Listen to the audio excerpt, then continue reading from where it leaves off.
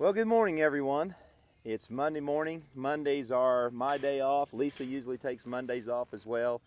Beautiful Monday morning. A little bit muggy, a little bit humid out, but that's okay. We're kind of waiting on some rain and needing some rain, and I think it's in the forecast. And the cool downs in the forecast for tomorrow going to be highs of 70, I think, so that's getting exciting.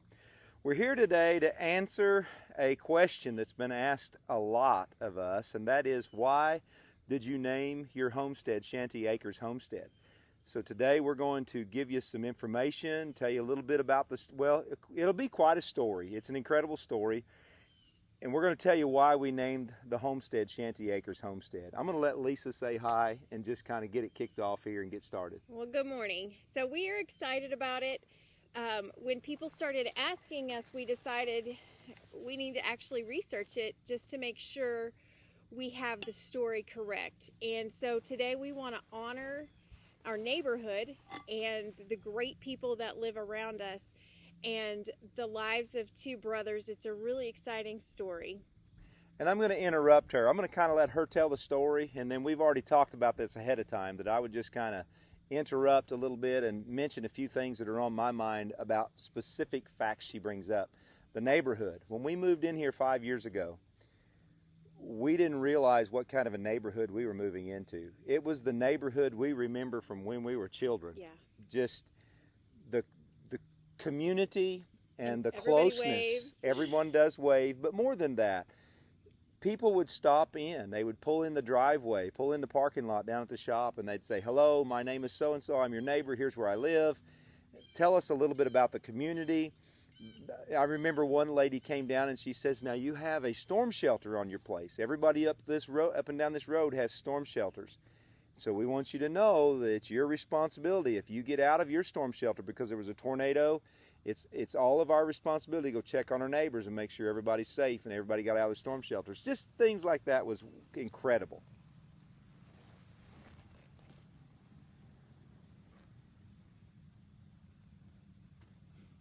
So the story actually began for us when we found this 15 acres, which just was a gift from the Lord, and we put a contract on it. And so we hadn't closed or anything, and our son wanted to bring my mom by and show her where we were going to live. So they drive by and she starts laughing. He's like, "Grandma, that's rude. Why are you laughing?" And she said, "No.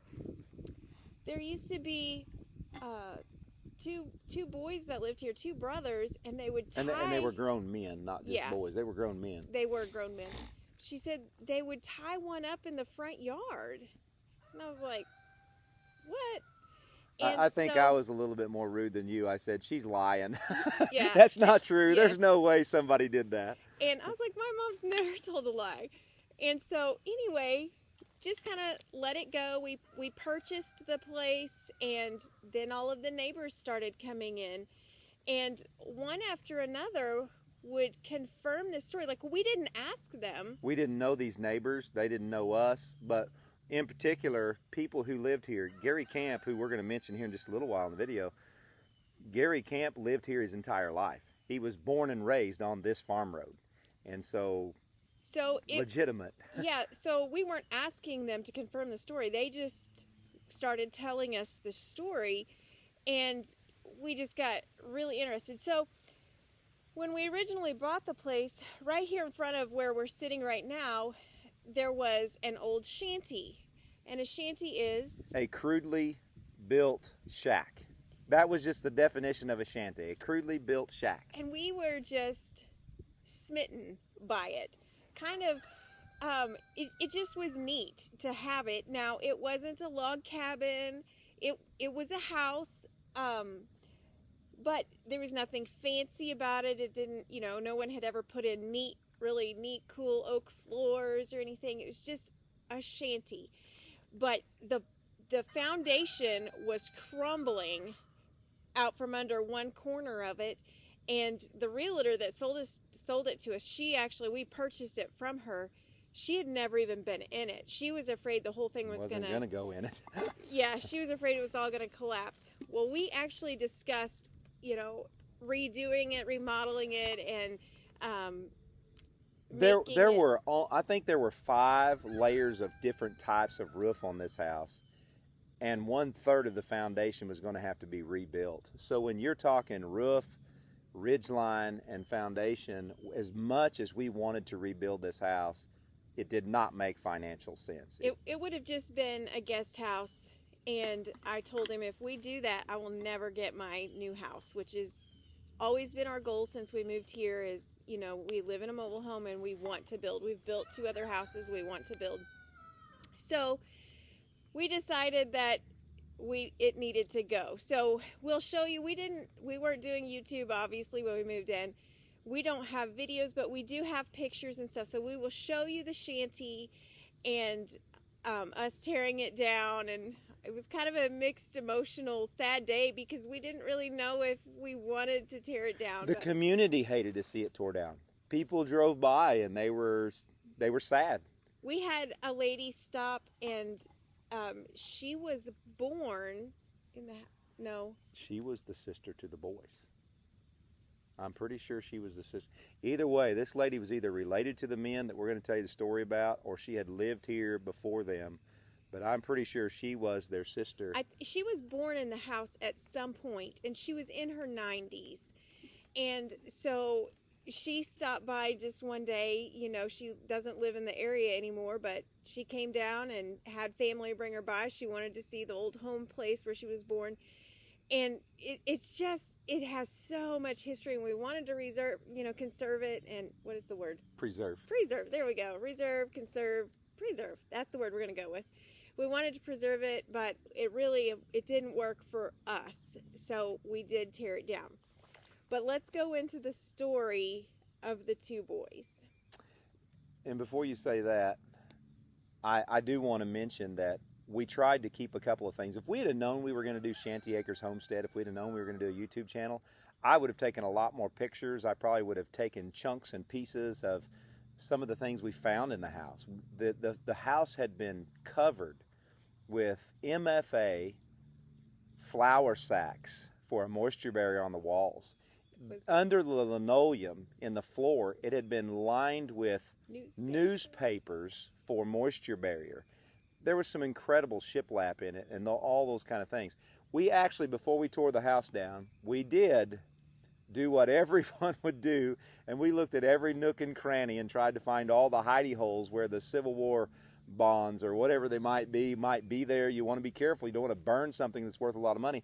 And I actually found a hidey hole in the house, and I was so excited. I brought Lisa out, and there were 4 nails holding this cover in, and I took it off, and the only thing I found in there was raccoon manure. So that didn't work. Yeah. So you can go ahead and get started with the story. Sure. So we had a neighbor come down and start telling us the story of these 2 brothers, and we just couldn't believe it. And he even pointed some things out that are still here to prove this story. Dooley's back there in the background. He's trying to help us. I hope y'all enjoy Dooley. He's competing for attention. So what Gary started telling us, and Gary grew up in the area, and he grew up watching those boys. His dad knew those. We call them boys, but they were grown men. And so the names of the 2, Lowell and Lloyd. And Lloyd was the oldest, and Lowell was the youngest. Okay. We're gonna look to make sure. It's on this paper. We can cut this out. Lowell Okay, so we do have some notes here, some cheat sheets. We want to make sure we tell this right and make sure that we do due diligence to these gentlemen. I got a big old cobweb, like a big cobweb. I don't know where I just got it from, but it's got to go. It'll bother me the whole time. We probably won't cut that out. So the 2 names of the brothers were Lowell and Lloyd. Lloyd was the older brother. At the time of our story that we're going to tell, he would have been in his 60s, and Lowell was younger than him. I'll probably let Lisa kind of give a little bit of history about those 2 boys, because she's read the notes and she was the one taking the handwritten notes. But basically what got us interested and what got us excited was Gary Camp, without knowing we heard what we did from Lisa's mom, talked about these two guys and how we will give the reasons why here in just a moment, but why one brother had to chain his other brother up and leave him at the house while he would go to work and do farm work around the area, why he had to do that. And we're sitting here intrigued and just soaking this all up. So since you're interested now, just as interested as we are, we'll go ahead and give you some of the facts. So again, we want to be respectful because it's to honor them, because it was one brother's love for the other and just trying to take care of them. And it was a time where you did what you had to do to survive. This was late 50s, early 60s? Yeah, and even in the 70s that, and 80s. Yeah, it all went on even in through the 70s and 80s. Their whole lives were right here. Their parents had a house just in the field behind us. There was kind of an old road, I guess, to it.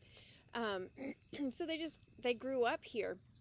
And the house was built as kind of like a servant's quarters. It was just... I wouldn't say it's a servant's quarters. I did talk to Gary about that. More people in this community would sometimes build a small house for farm hands. For, some people would live on the farm, live on a ranch, and help with all the chores and farming and stuff like that. And that's what this house was actually built for, was for a farm hand to live in. So that was definitely what Lowell, I have a hard time saying his name, Lowell, he was the younger of the two, and he worked for all the neighbors around here. He'd haul hay, he milked, he did any kind of farm work that needed to be done. Gary named names of different people and farms around here, and they would all keep him busy and let him work. So the significance of the story is the older brother, Lloyd, was mentally handicapped, and pretty severely mentally handicapped. So Lowell would have to go to work, and he would, in the wintertime, he was leaving his brother. So some of the neighbors got to complaining because Lloyd would wander off, and he liked to window peep, and we live right by the river. He really liked to go down and watch the girls swim, and so the neighbors kind of said, you got to keep him at home. Well, okay, but he had to work. He had to take care of him, so what he would do is he would tie him up.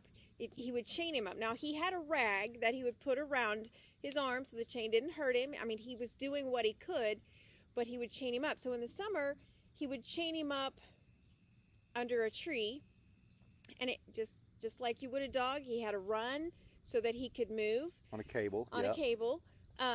He could move with the shade. He could move with the shade. He had, I've never heard of this before, but they were very specific, a wooden thermos that had his water in it, and it was sideways. It was horizontal, and it was described to be the same as what you might think of a wooden barrel keg. And it was actually a water jug. And so that's what he had that. But in the wintertime... Let me interrupt you. Okay, so he had the water, and the neighbor down the road in the rock house down by the river, the Triplets was their last name. Gary said that she would come up and feed him lunch during the day. So in the wintertime, he would leave him beside the wood stove. The problem with that was he also had his chainsaw, because he cut wood, and his gas beside the wood stove. He goes warm. So the neighbors also came along and said, hey, you can't do that.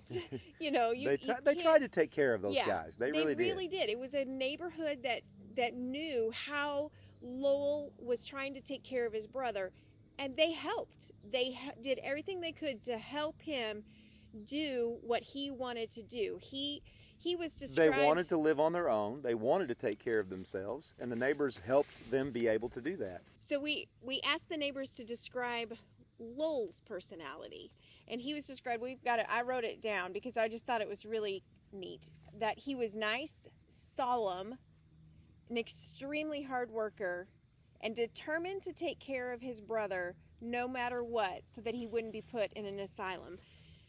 He said, this is my brother, and they're not going to put him in asylum. I'm going to take care of my brother. And so he did. He just did what he had to do. It's just, to me, it's just beautiful. Yeah. The love, and then, but also how the neighborhood came together to help him do that. Can I interrupt with a little story? This was fast forward, maybe 80s, maybe later, I don't know. But another neighbor, a good friend of ours and neighbor, said one time, of course, these guys didn't have much. So somebody broke into the house and stole Lowell's chainsaw. Now, Lowell earned about $5 a day doing farm work and just had very little. And we noticed by the way the house was left when we got it that their cook stove was wood and their heating stove would have been wood. So he heated the house by cutting wood. And this neighbor told us that the whole neighborhood went together and put together the money and went and bought him a brand new chainsaw. That's the kind of people that were neighbors to these gentlemen. So one of the things when we bought the place, our neighbor came down and he said, he was having a hard time still believing the story at first, and he said no. He said the sister gave the man that owned the place before us, these two brothers, their sister gave that man the chains, and he said, and they were a piece of the chains, a piece of the for chains, memorabilia, and they were wrapped up in the rafters, and he said they're still there. And so me and Gary walked down to the shop, and I said, right there, he said, that's them right there. It was a section of the chain. We're going to include some pictures of that chain. It was a section of the chain. It's like an old piece of dog chain and rusted, and he said, that's it. And it had been wrapped up on those trusses to just preserve a little piece of history. So some of the neat things about these two guys, Lowell, the one that took care of him, he would ride to town. Our little town's about 3 miles from here. He would ride to town with the mailman. He would ride to town with the county road grader. And then any of the neighbors that were going to town, he would ride with them, but he didn't bathe often. But they didn't have water. This shanty, it never had running water. He had a hand pump out behind the house. It never had running water even when we bought it. And before they dug the well, they had someone come over and dig the well. Before they did that, there's a spring. He would take a dolly and a cream can, and he would go down to the stream or to the spring and haul up water. So obviously bathing was not a requirement. And so when he would get a ride to town with the neighbors, he'd have to sit in the back in the pickup bed or whatever. But a couple of other interesting things that we learned about these. The silo on our property, what do you do with an old silo? There's just not a whole lot you can do. We have some great ideas, and everybody will give you a few great ideas, but they're expensive and hard. But the silo in and of itself, where it sets, there used to be a 3-story barn. It was the hay loft, and then the main level, which was a wooden floor, was the horse and carriage area of the barn. And then underneath that was a basement type area of the barn where the milking stanchions were. And these guys, Lowell had, Lowell or Lloyd? Lowell had a few milk cows in there, and he would milk his cows. And it's also said that one of the neighbors in the area raised tobacco, and he would give him tobacco. So he'd have tobacco, and he had tobacco hanging in the barn, and he would dry that and had his tobacco. So they really had his year's supply of it. Sure, and they just utilized the resources that they had. Today we're doing a homestead, and this story we're telling is homesteading before they knew they were homesteading. It was the real deal. I've heard some comments on YouTube channels about, is homesteading really farming? Is farming homesteading? And I've thought about that, and I've not really decided yet to have a bucket talk about that. I probably will one of these days. But when you look at back in history when they did homesteading, they basically, however they could, they acquired a piece of land. And when they acquired a piece of land, they did what they had to do with whatever resources they had to have water, to have food, to house animals, to house themselves and take care of themselves. That's what these guys did. Yeah. They acquired a piece of property, a place to live. Part of even what we heard from Gary about the history of this was the neighbors wanted to make sure these guys had a place to live as long as they were alive. And my understanding is in some way or another, the neighbors got together and secured this piece of property and made sure and purchased it, raised the money to purchase it so these guys had a place to live. And that's what Lisa and I have done. We've acquired a piece of property. God gave it to us. And are we homesteading? Sure. Because we're utilizing the resources that were here when we got here. We're improving on them. We're housing animals. We're taking care of ourselves. We're trying to be self-sufficient. And yes, we work jobs. But that is part of the resources we have today. Would we rather live off the land? I don't know. I don't know if we would or not. We're not there But yet. are we homesteading? Sure. And these guys were a definition of homesteading before it ever became a fad or a hobby. And I have a lot of respect for the way the guys lived. So one of the neat things, the neighbors, you know, we said that Lowell worked for the neighbors. One of the neighbors down the hill, she would feed them lunch, and then she would send supper home with Lowell so that he could feed him and his brother supper. And it was just neat. There were several of them that would do that, you know, would at least feed them. But there was one specific neighbor that he would not work for because he paid him. But he wouldn't give him a meal. He wouldn't feed him. So he wouldn't work if you for didn't give him a meal, he's not working for you. So just some funny stories like that. So we did end up tearing down the shanty, but of course we hadn't heard the whole story, I don't think, at the time. We'd heard pieces of it. I think we would have saved it if we had I think known. looking back, right now we're living on the mobile home that was on the property when we bought it until we can build. And I think looking back, I think I would have probably pushed a little harder for redoing the shanty, moving into it, moving the mobile home out. One of the reasons why we didn't do that was because we would always have 2 houses to clean, 2 heating and air conditioners to maintain, 2 entire households to, and probably looking back, I kind of wish we would have done it. But you can't look back. We made the best decision we could. What we did do is we kept a few things. There's an old, I don't know really know what you call them. I'm going to take some pictures of these things and include them on this video. There was an old sign frame on the front that would hang off the porch post that you would hang your family name on. I took that off and I saved that. When we build our house, we'll put that on the porch, and we'll probably put Shanty Acres Homestead on that, a sign hanging off of that. Then there was a cellar, basement style cellar underneath the house, and it had about a 32-inch tall by maybe 2 foot wide door on it, and it was made out of old, authentic barnwood, the kind of barnwood people are looking for. And I took that little door off, kept the latch on it, kept the hinges on it. The first year we moved here, I was able to harvest a 13-point massive buck that I was calling Brutus at the time. I'd had on the trail camera, and I was able to harvest him during rifle season. And I took the antlers off that buck and mounted them on that door, hung them up in my shop. And that'll go in the house when we build the house one of these days. So we kept some memorabilia. The chains will go in the house someday when we build our house. That's kind of the story in a nutshell. It was a sad day. Neighbors drove by. We will not forget neighbors driving by, and just kind of, we're probably glad they didn't tell us what they thought at the time. They were gracious. They knew it was our property. But I think it was emotional for a lot of people to see the house be torn down. It was. So we hope you enjoyed our story. We hope we were respectful to the 2 brothers, because we have a lot of respect for them. And Lowell, the love he had for his brother Lloyd, that's what we're supposed to be as human beings. And people didn't criticize him for tying his brother up. They knew he was doing what he needed to do to take care of his brother, and it wasn't.